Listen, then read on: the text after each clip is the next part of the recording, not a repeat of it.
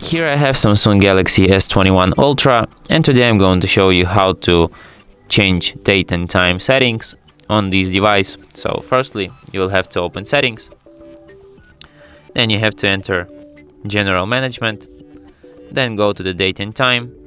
If you want to set up your date and time manually, you have to disable this automatic date and time feature. Here you can set your time, here you can set your date. You can also change your time zone.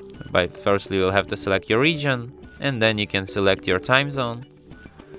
And you can also change your time format from 24-hour to 12-hour. And that's it. Thanks for watching.